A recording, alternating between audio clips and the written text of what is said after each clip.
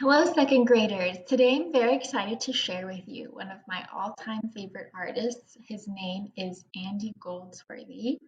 He is a sculptor, and not only is he a sculptor, so that means he makes art, he makes three-dimensional art, meaning that it's not flat, okay?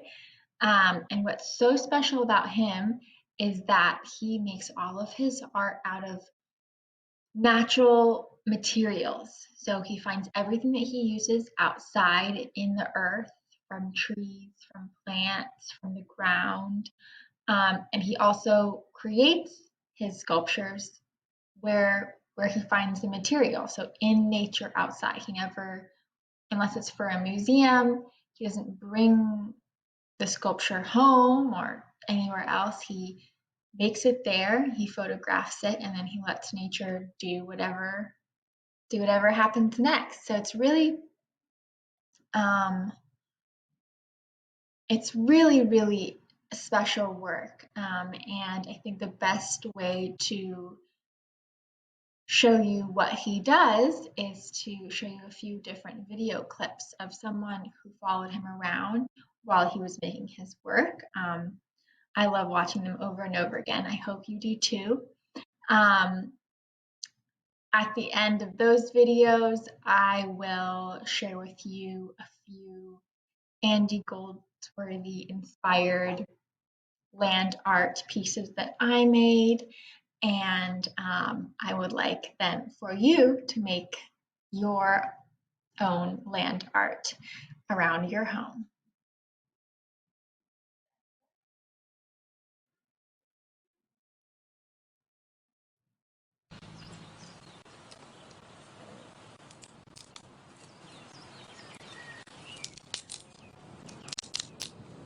I don't think the earth needs me at all, but I do need it.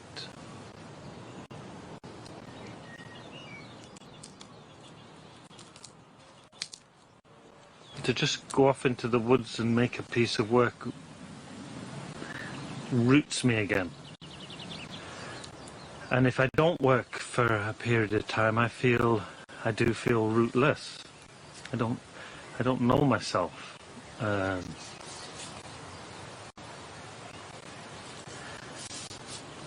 it's very odd if I've not worked for say 2-3 weeks and then I give a lecture and I'm talking about my work and it feels like I'm talking about somebody else.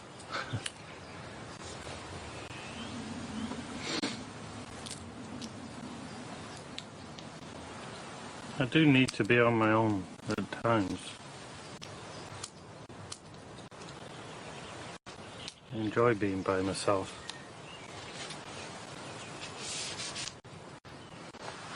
There are people's company I do enjoy, and there probably is a social nature too, and that I feed from that to some extent. To be honest, I think I am drained by people.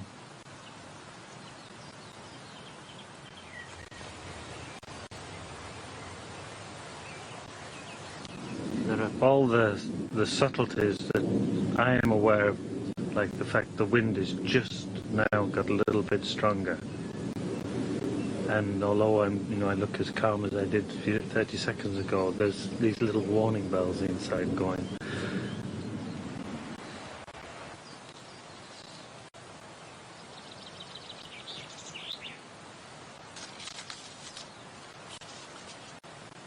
So he's figured out how to attach all When I make a work, I often take it to the very edge of its collapse. And that's a very beautiful balance.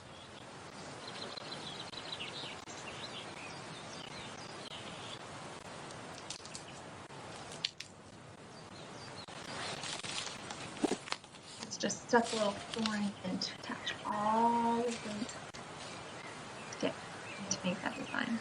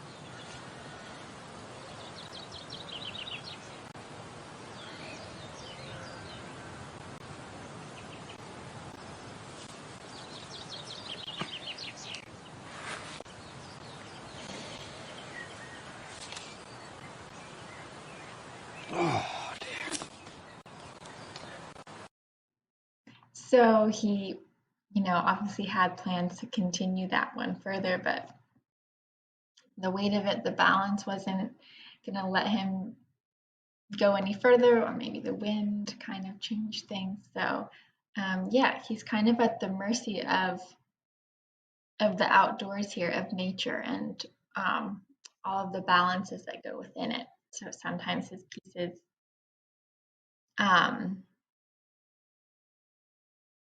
they end before he intends them to end. Okay, here's another clip I want you guys to see.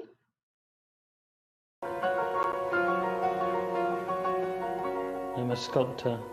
I work directly with the land, working with materials I find in the landscape, whether it be Japan, the North Pole, but it's the landscape around my home that's the most important to me, and it's that landscape to which I keep returning and is the place that I can learn most about nature and my relationship with it.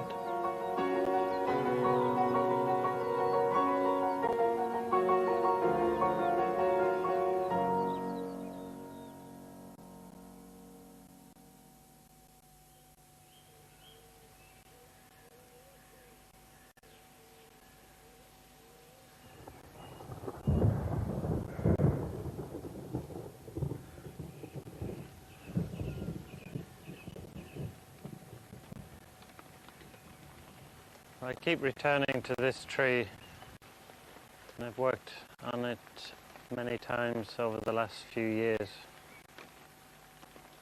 and I have made works in different seasons, and I've seen the tree come into growth, lose its leaves and go back again in winter.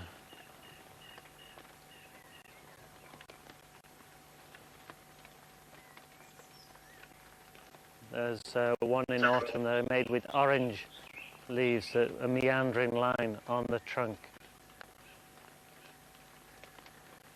Spring, probably the best work I made in spring was a dandelion line. I've begun working with the mud that the cattle have made. I mean, they have made it, because it's usually hard and compacted here and difficult to work with, and it's good stuff. The whole has. So that's when he's all finished. It's a nice work.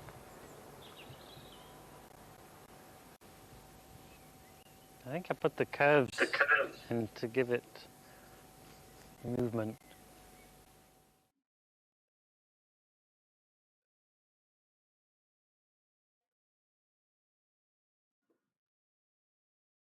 So here he's attached a whole string of leaves together, and then he's just kind of laid it on the water of a river, and it kind of uncoils with the flow of the water.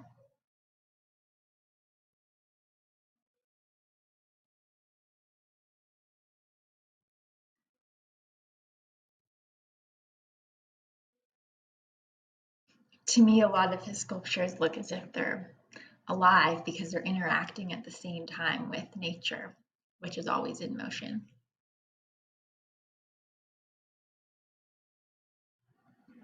Okay, and this is going to be your last clip.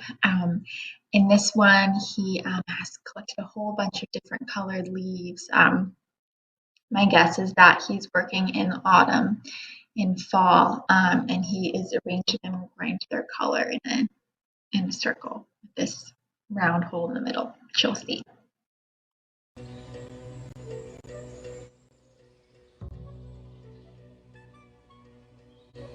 So these are his materials.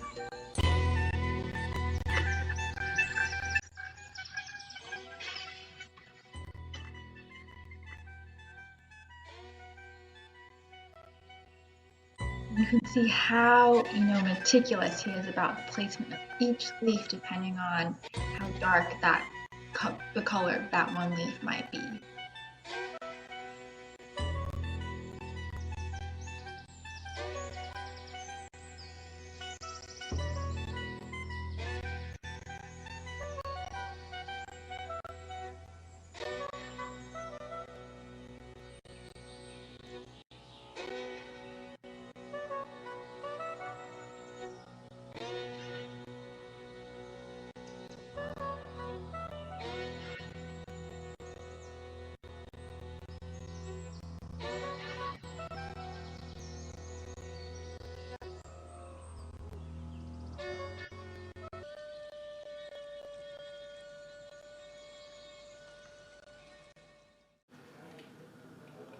All right, so here I have a couple photos and videos of some land art pieces that I made.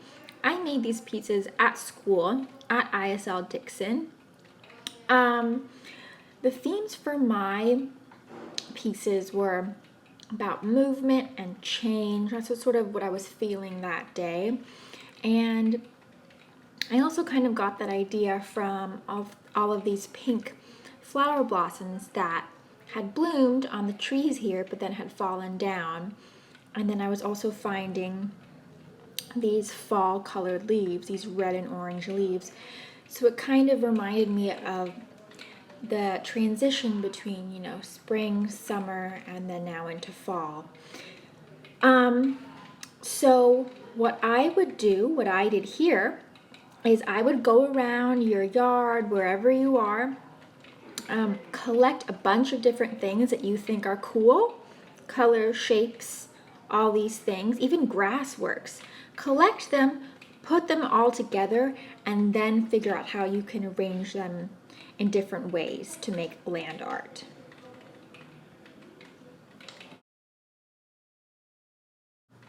And remember, it doesn't have to look like anything in particular. It can be more about the patterns that you make, the colors that you're using, the lines that you see that create movement, the texture. It can be about all of these things, not necessarily how realistic it looks.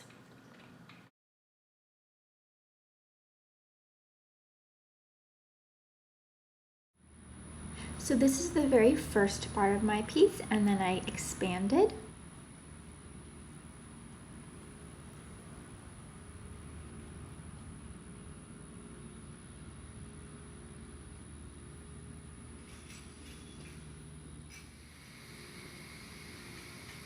So after I laid down all my pink flowers, I sort of merged my piece into a line of curving rocks. These are called lava rocks that I actually brought from home. You can see here that already nature, wind, is interacting with my piece. The first part of my piece is getting kind of blown away and a little bit messed up, but that's all a part of land art. You can see that the leaves that I laid down are also getting moved.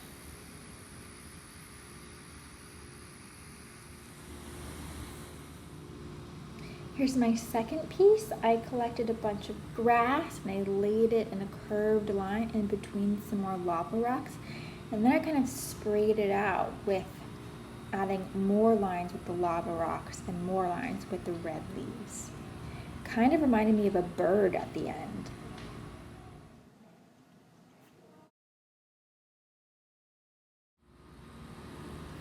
Here I actually went to my first piece just to show you how the wind has really continued to move things around and change it. And this was my very last piece before I called it a day. I kind of wanted to put back some of the materials I had collected from the ground back into the tree.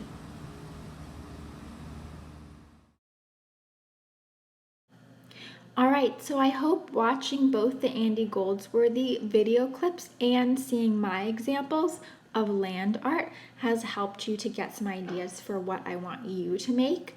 Your assignment today, after now watching this video, is to go outside, collect some things from nature, and to arrange them and make some sort of art sculpture with them. This is called land art.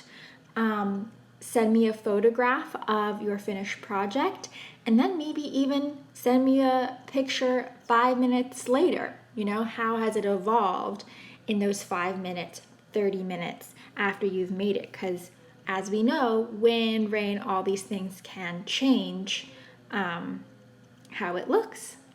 Have fun. Don't get too frustrated with the wind, and I'll see you guys next time.